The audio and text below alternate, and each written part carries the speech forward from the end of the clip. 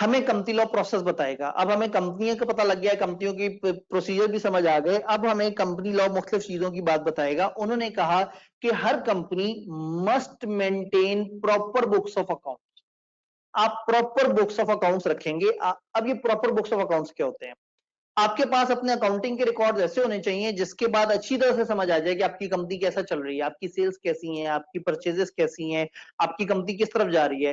तो हर कंपनी ने अब कंपनी लॉ में हम प्रोसीजर बातें पढ़ रहे हैं, हर कंपनी ने अपने बुक्स ऑफ अकाउंट संभाल के रखने हैं।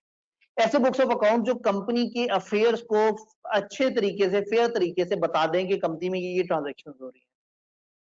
Books and records hard copy form में भी हो सकता है और कंप्यूटराइज सिस्टम में भी हो सकता है। ये वाली बात हमने ऑलरेडी पढ़ी हुई है। बुक्स ऑफ अकाउंट्स कम से कम 10 साल तक आपने संभाल के रखना है। ये जिसको मैं बुक्स ऑफ अकाउंट्स कहा, ये जो अकाउंटिंग के रिकॉर्ड्स हैं, 10 साल तक आप पे वाजिब है कि आपने संभाल के रखना है। इस यूनिट में, इस पोर्शन में हम सब जितना पढ़ रहे हैं वो कंपनी के अकाउंट्स के बारे में पढ़ेंगे कि कंपनी के अकाउंट्स क्या होते हैं, किस तरह से होते हैं। हम इसमें फाइनेंशियल स्टेटमेंट्स की बात भी करेंगे और ओवरऑल अकाउंट्स की बात करें। तो कंपनी की जो बुक्स ऑफ अकाउंट्स है, कंपनी ने प्रॉपर तरीके से रखने हैं, साफ सुथरी हालत में होने चाहिए, सही हालत में होने चाहिए। इनको देख के पता लग जाए कि कंपनी कैसी चल रही है। बुक्स ऑफ अकाउंट जो है वो हार्ड कॉपी फॉर्म में यानी कि फिजिकल फॉर्म में भी हो सकती है और कंप्यूटराइज सिस्टम भी हो सकता है, कंप्यूटराइज फॉर्मेट में भी हो सकती है।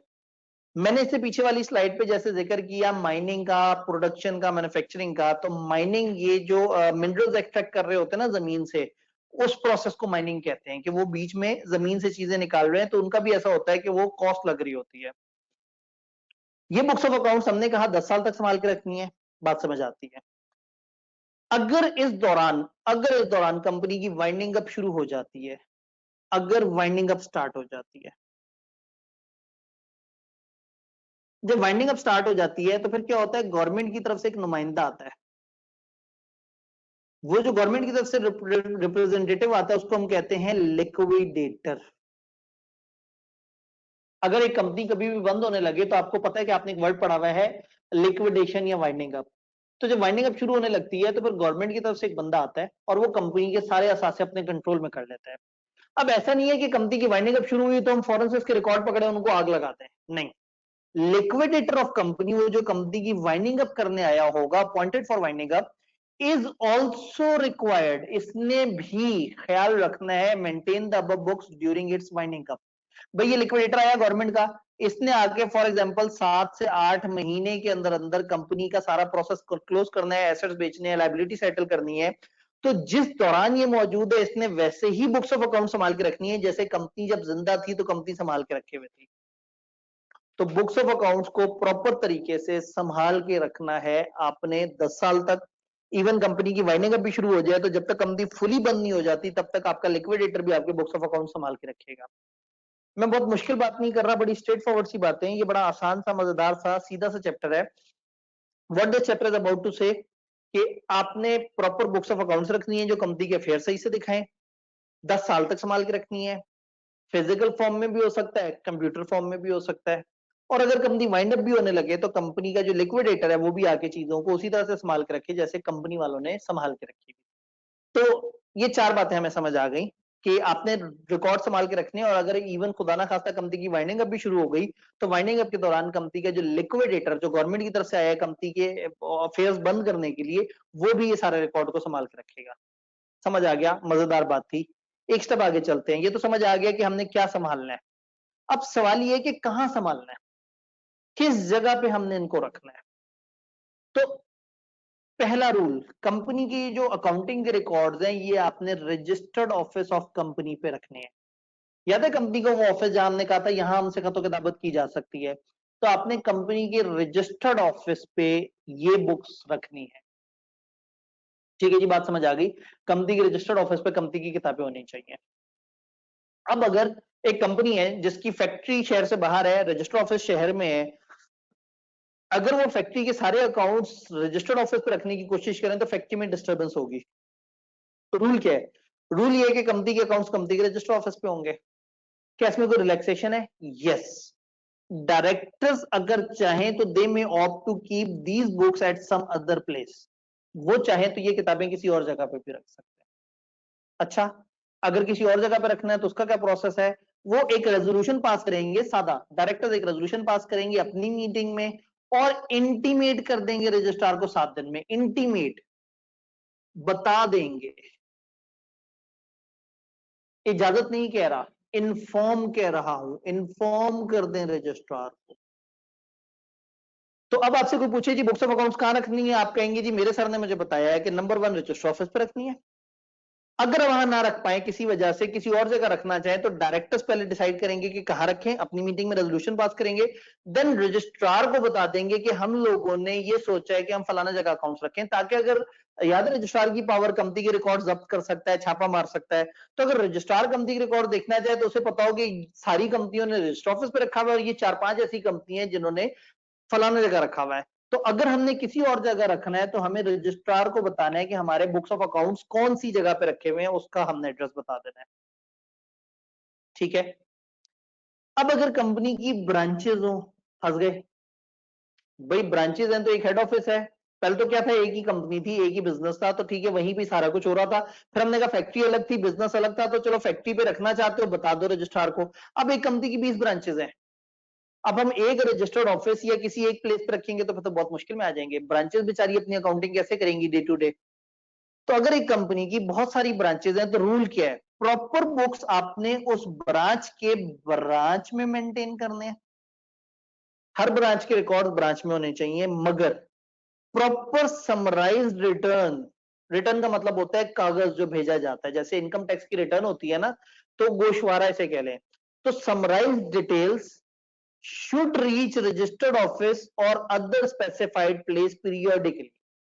रूल क्या है, एक कंपनी है उसकी ब्रांचेस हैं, तो ब्रांचेस क्या करेंगी, वो बुक्स ऑफ अकाउंट्स अपने पास रखेंगी और समरीज उसकी उठा के, उसकी पीरियोडिकल समरीज, मतलब फॉर एग्जांपल हर हफ्ते बाद एक समरी बनाई, हर महीने बाद समरी बनाई, 3 महीने बाद समरी बनाई, जो भी टाइम पीरियड आप डिसाइड करना चाहें, आप समरीज बनाएंगे और समरीज उठा के अपने रजिस्टर ऑफिस भेज देंगे, या अगर आपने कोई एनी अदर प्लेस चूज की हुई है तो आप वहां पे भेज देंगे।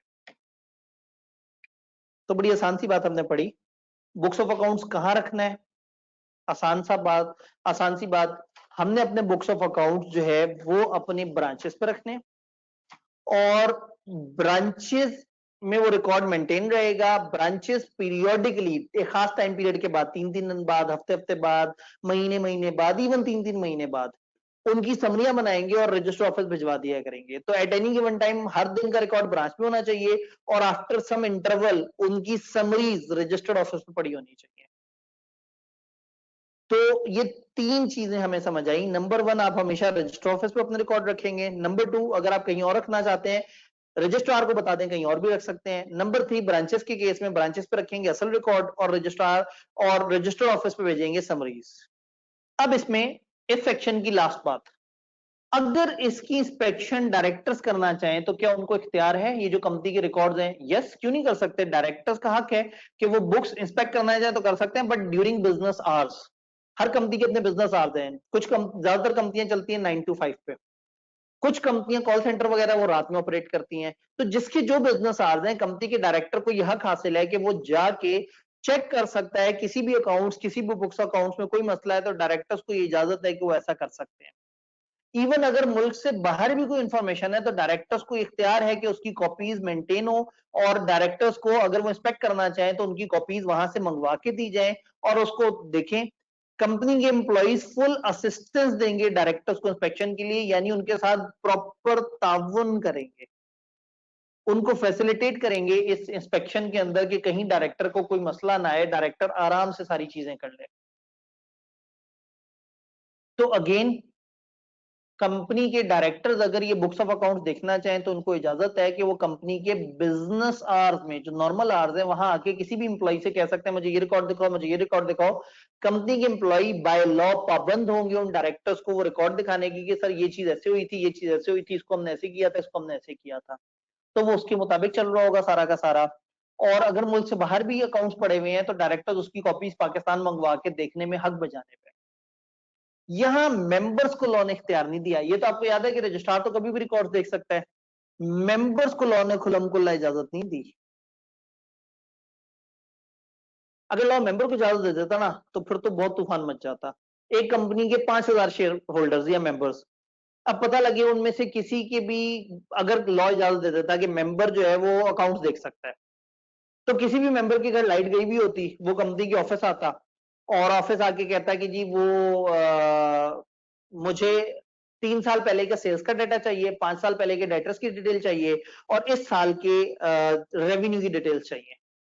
कंपनी वाले कहते हैं सर हमें 3-4 घंटे लगेंगे इसको ढूंढने में, वो कहता कोई बात नहीं आप जाओ, मैं यहाँ पे बैठा हुआ हूँ। सुकून से एसी में बैठता, कंपनी के मोबाइल निकालता, मोबाइल पे कैंडी क्रश खेलता, कैंडी क्रश की स्टेज वो खत्म हो जाती, पबजी लगा लेता, वो चलता रहता, फिर उसके बाद जो है कोई और गेम लगा लेता, फिर घर से अचानक से मैसेज आता कि बेटा लाइट आ गई आ जाओ।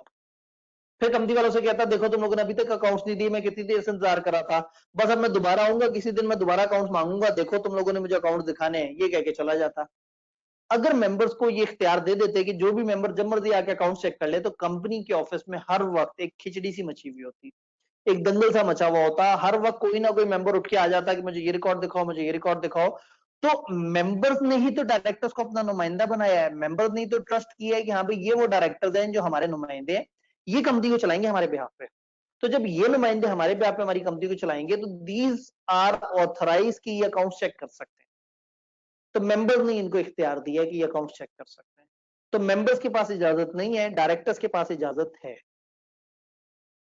तो ये बुक्स ऑफ अकाउंट्स का एक सेक्शन है जिसको हम लोगों ने डिस्कस किया। तो अगर आप गौर से देखें तो हमने एक छोटा सा सेक्शन पढ़ा है, मजे का सेक्शन पढ़ा है।